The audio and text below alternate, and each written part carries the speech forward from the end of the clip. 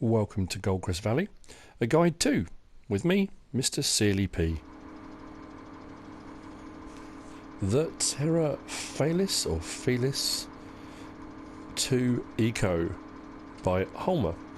That's what I'm looking at in this quick guide to. Let's have a look at tutorial type video.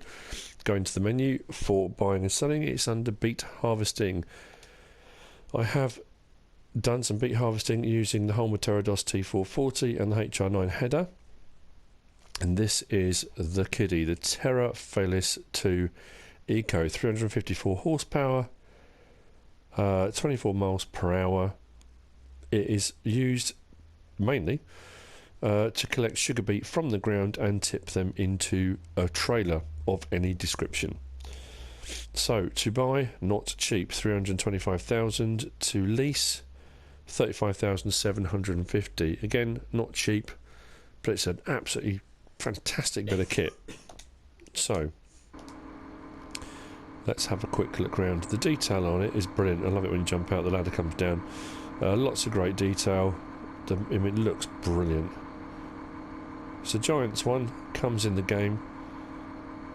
It's such a unique piece of equipment. I mean, obviously specifically designed for one purpose.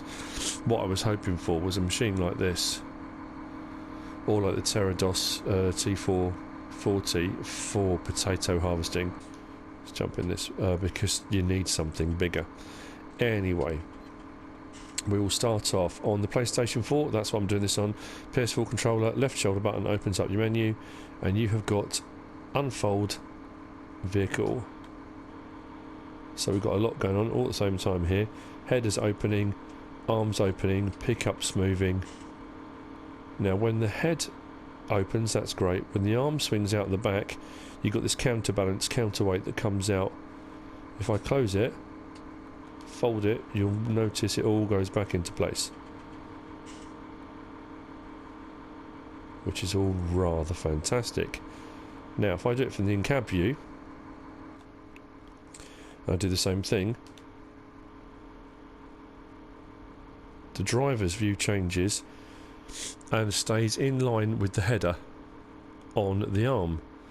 So if you look at the arm, if I move the arm, wherever I move the arm, the actual driver's view and position follows the arm, so you can be absolutely certain where you are unloading into.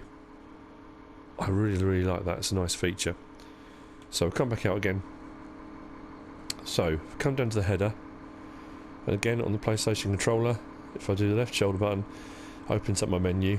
You've got lower the vehicle. Well, actually, if I go to where are we? R3, it says change control group, pipe or arm.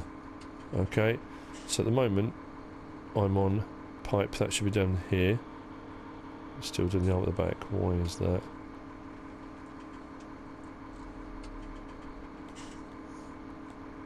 Arm. Oh, there we go. So at the front now, you can see the arm moving. There we go. The wrong one. That's the arm. When you're picking up beets, that can be used for helping them into the, well, onto the header really. Cross, back, up, down. That's your arm. Same thing again. Does the pipe at the back, and you can move it. You watch the counterweight is going in opposition to it to keep the weight there. Side to side, up and down, so you can get the right height you want for whatever trailer. I'll move that away from the trailer, and it comes right down, almost flat for much lower trailers, which is great. And it will swing right the way out. Gives you a really long reach, almost like a huge conveyor belt. At the end of the day, it is a conveyor. Now the question you would ask yourself is, if you are going to dump your sugar beet on the ground like I have done, why would you use this when you could use a conveyor belt? Way cheaper. And I shall tell you for why. This is way cooler.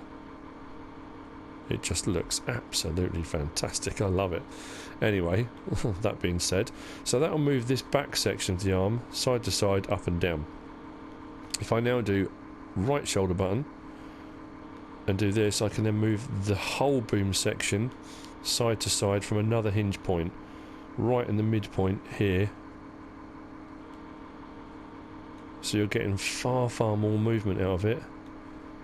And again, left one, I can then move that again. Move the whole lot if I want to. There's a lot of flexibility, okay? So that'll work really well. So here's the actual operation of the vehicle then. We have got that nice tight steering mode. And here is a carefully prepared pile that I've already placed, you may have noticed. So, what I will do is line myself up on the pile, which is fine, and then get my header into position. Hopefully in the right place. The trailer might not be in the right place now. That's annoying. So, if I swing that back, now bring the head around, I should be over my trailer, which I am. So like I say, because you've got a lot of motion here in the different hinge points, you can get your positioning quite accurate. Now if I lower that down a little bit, I'll get myself pretty much dead central. Okay, now I'll come back down to my header, turn this on, so if I lower the header to the ground, and then turn on the vehicle, that's now moving, doing its thing.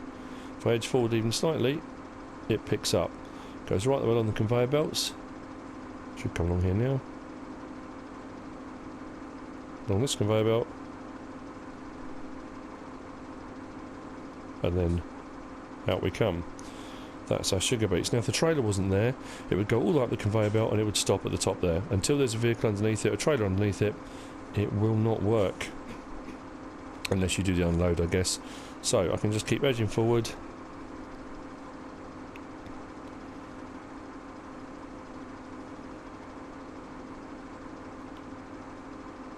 So while that's working away, what I can do if I want to, so I move the header, I can adjust where I'm tipping it into the actual trailer.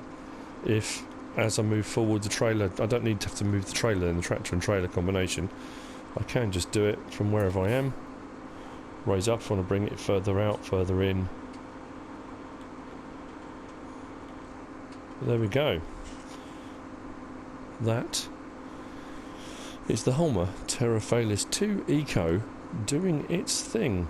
If I go in cab, as you see, as I move the arm, wherever I move it, the cab will move so I can see where I'm going the whole time I'm doing it.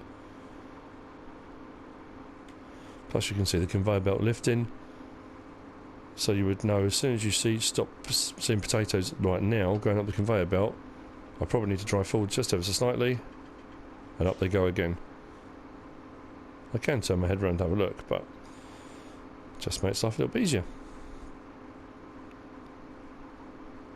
And there we go again. So, that's it. Fantastic bit of kit, looks amazing, does a great job. I mean, there are a couple of questions, like I said, that you would ask yourself. One, why not use a conveyor belt to do this job? Conveyor belts can be fiddly. This actually, once you get used to the controls, it's actually a straightforward piece of kit to use. It's quite nice, it looks cool. Second question would be, if you're using the Terra DOS 440 beet harvester, why wouldn't you just unload straight into a trailer? Why would you... you're like double handling it. You're picking it up off the ground, putting it into your beet harvester to tip onto the ground for something else to pick off the ground to put into a trailer. Well, you can put it straight into a trailer. That's kind of a, you know, I don't know, unless you want your harvester to keep going and you can just drop off a trailer sugar beet on the ground and this goes along next to it collecting. I suppose that would be the other reason. Probably a brilliant bit of kit for multiplayer, but again, if you're multiplaying, you would probably have someone with a trailer that could run along next to you and unload straight into it. But anyway, that being said, that's it. Quick tutorial, look at, guide to, whatever you want to call it. Hope you've enjoyed it. If you have, give us a like. If you don't subscribe yet, please do. If you want to leave a comment, feel free. And if you want to share the video, please be my guest. Whatever you should choose to do. Thanks for watching.